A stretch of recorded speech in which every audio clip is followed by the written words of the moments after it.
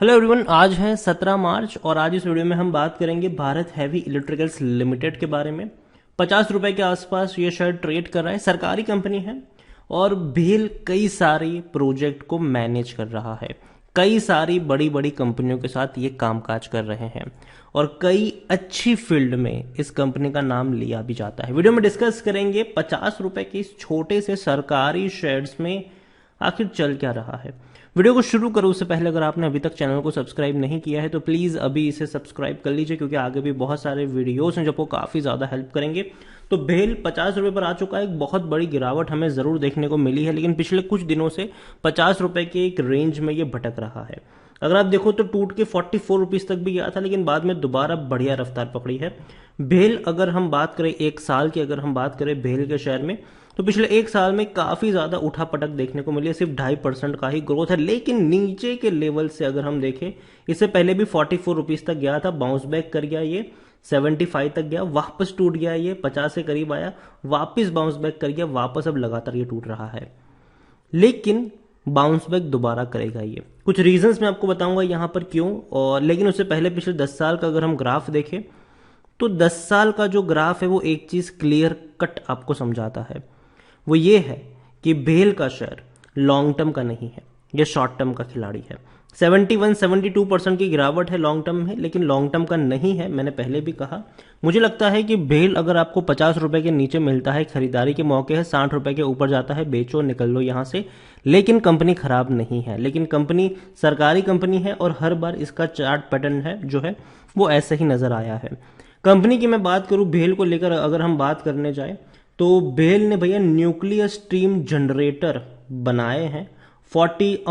अगर हम बात करें तो भेल has dispatch it's 42nd nuclear, मतलब 42 न्यूक्लियर जनरेटर इन्होंने बनाए हैं, nuclear stream generator for NPCIL के लिए और राजस्थान एटॉमिक पावर प्रोजेक्ट के लिए ये सारे जनरेटर यूज हो रहे हैं।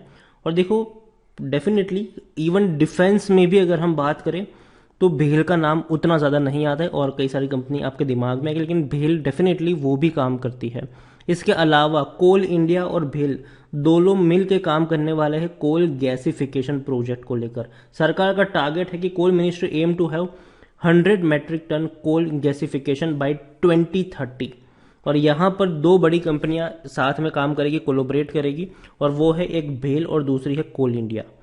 कोल इंडिया का भी शेयर हमको पता है कि किस तरीके से मूव करता है, किस तरीके से काम करता है। भेल में भी मैंने पहले भी कहा, अब भी कहूँगा, मैं लॉन्ग टर्म की सलाह यहाँ पर नहीं दूंगा। मुझे लगता है कि शॉर्ट टर्म में पोटेंशियल है, 50 रुपए के नीचे अगर जाता है खरीदारी करो, 65 रुपए के आसपास होता है, एक बार के लिए प्रॉफिट लो और निकल लो यहां से। मिड कैप शेयर है, 18,000 करोड़ के आसपास का इसका मार्केट कैप है। वॉल्यूम्स की अगर हम बात करें तो 1,60,00,000 से भी ज्यादा के इसके वॉल्यूम देखने को मिल रहे हैं। यहां पर बात करें प्रमोटर के पास 63.17% की होल्डिंग है। प्रमोटर कौन है? सरकार है, यहाँ पर सरकारी कंपनी है ये। 3.86% की होल्डिंग एफआईएल के पास है, 1.89 म्यूचुअल फंड, 11.61% इंश्योरेंस कंपनी के पास है।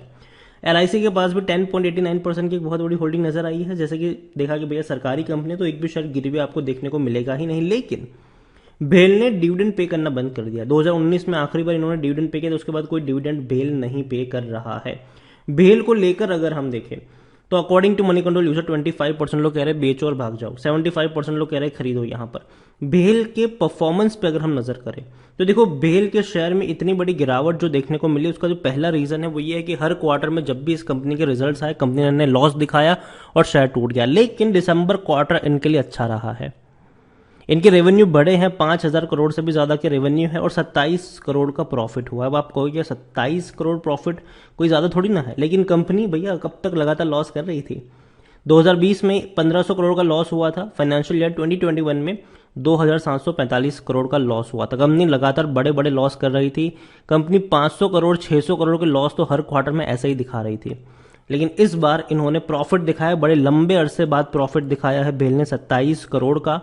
अभी के लिए मैं इसको शॉर्ट टर्म के लिए कंसिडर कर रहा था, लेकिन अगर लगातार एक दो क्वार्टर में कंपनी अच्छा परफॉर्मेंस दिखाती है, लगातार अगर इनके प्रॉफिट्स बढ़ते हैं, तो डेफिनेटली हम इसको दोबारा से इवेल्युएट जरूर कर सकते हैं और लॉन्ग टर्म के लिए भी इसको कंसिडर किया जा सकता है, लेकिन तब जब ये लगातार 2-3 क्वार्टर में अच्छे नतीजे दिखाए। ऐसा नहीं होना चाहिए कि एक क्वार्टर में अच्छा आ गया, अगले क्वार्टर में वापस ये इसने लॉस दिखा दिया। अगर ऐसा हुआ तो भैया वापस से भरोसा करना थोड़ा मुश्किल हो जाएगा। लेकिन मैं ये कहूँगा कि देखो, डूबने वाली कंपनी नहीं है भेल। इनके रेवेन्यू बढ़े हैं, इनके प्रॉफिट्स भी जो अब तक लॉस थे वहां से कंपनी प्रॉफिट में भी आई है, जो एक पॉजिटिव चीज़ है। यहाँ पर भेल को लेकर देखें तो खरीदारी करने का सही मौका है, क्योंकि शायद ओवरबॉट जोन में नहीं है, कोई भी रेड फ्लैग नजर नहीं आ रहा है, सस्ते कीमत पर मिल भी रहा है। 6.61 का इसका पी है, तो हाँ सस्ता कह सकते हो आप इसको। होल्डिंग्स को लेकर अगर हम देखें तो प्रमोटर के पास अच्छी खासी होल्डिंग है, म्यूचुअल फंड लगातार खरीदारी कर रहे हैं, डोमेस्टिक वालों के पास भी अच्छी खासी होल्डिंग है, एफआईएस भी 3.86% की बड़ी होल्डिंग लेकर यहाँ पर बैठे हुए हैं। भेल देखो, मैं यही कहूँगा कि कंपनी कई सारे प्रोजेक्ट हैंडल करती है, और अगर आपको पता हो कि जब 2020 में इंडिया और चाइना के बीच में जब टेंशन चल रहे थे, ऐसे में वेदांता के जो चेयरमैन है अनिल अग्रवाल, उनकी तरफ से एक अच्छा स्टेटमेंट आया था कि ये देखो, हमें चाइना के ऊपर अपनी डिपेंडेंसी को कम करना है, तो अपनी मैन्युफैक्चर कैपेसिटी को हमें बढ़ाना होगा, और अगर चाइनीज कंपनियों को कोई टक्कर दे सकती है तो भेल उनमें से एक है। उनके स्टेटमेंट के चलते भेल के शेयर में बड़ी तेजी आई, लेकिन कुछ दिनों बाद भेल के नतीजे सामने आए और इन्होंने बड़ा लॉस दिखाया। तब से टूटता चला गया, फिर वापस थोड़ी देर बाद तेजी आई, फिर रिजल्ट आए, फिर लॉस में चला गया। तो ये चीजें देखने को मिली है। देखो, भेल बर्बाद होने वाली कंपनी नहीं, अच्छी कंपनी है, सरकारी कंपनी। कई सारे बड़े बड़े सरकारी प्रोजेक्ट जो है वो यही कंपनी हैंडल करने वाली है, कई बड़ी बड़ी कंपनियों के साथ यही कोलोबरेट करके काम करने वाली है। मैन्युफैक्चर की जहां पर बात आती है, भेल का नाम वहां पर जरूर आ सकता है। तो यही कहूंगा कि कंपनी खराब नहीं है, अच्छी कंपनी है। बस ये है कि पिछले कुछ क्वार्टर से कंपनी ने लगातार लॉसेस दिखाए हैं। अगर कंपनी 1-2 क्वार्टर में अच्छे प्रॉफिट दिखा देगी, अभी एक क्वार्टर में तो अच्छा प्रॉफिट आया है 27 करोड़ का दिसंबर क्वार्टर में, लेकिन लगातार अगर वो कंसिस्टेंसी प्रॉफिट दिखाते चलेंगे तो डेफिनेटली हम इसको लॉन्ग टर्म के लिए कंसिडर कर सकते हैं। लेकिन अभी के लिए मैं कहूंगा कि शॉर्ट टर्म का खिलाड़ी है। 50 रुपए के नीचे भेल का शेयर अगर मिलता है तो मेरे हिसाब से वो उतना महंगा नहीं है। लेकिन लेकिन लेकिन अगेन कहूंगा, अगर ये शेयर 65 के करीब पहुंचता है तो एक बार के लिए प्रॉफिट लेकर एग्जिट करने में कोई बुराई नहीं होगी वहां पर, अनलेस एंड अनटिल कंपनी अच्छे नतीजे रिपोर्ट करेगी दूसरे क्वार्टर में, तब हम इसको थोड़ा और खींच सकते हैं इनके टारगेट को। लेकिन अभी के लिए मैं इतना ही टारगेट यहां पर लेके चल रहा हूं। सरकारी कंपनी है भेल, डूबने का खतरा बिल्कुल भी नहीं है। बड़े बड़े फंड हाउसेस की अच्छी खासी होल्डिंग यहां पर नजर आती है, प्रमोटर की भी बहुत बड़ी होल्डिंग है। फ्यूचर में शायद इसको प्राइवेटाइजेशन के लिए कंसीडर किया जा सकता है, अभी से कोई खबर नहीं है, लेकिन हाँ वो फ्यूचर की बात फ्यूचर में करेंगे। लेकिन अच्छी कंपनी है और पिछले कुछ दिनों से लगातार टूट भी रही है। वीडियो को यहीं पे एंड करूंगा, पसंद आया हो तो लाइक करो, शेयर करें। चैनल पर अगर पहली बार आए हैं तो प्लीज सब्सक्राइब करें, और भारत हैवी इलेक्ट्रिकल्स लिमिटेड के बारे में आप क्या सोचते हैं वो भी आप मुझे कमेंट में लिखकर बता सकते हैं। Thank you.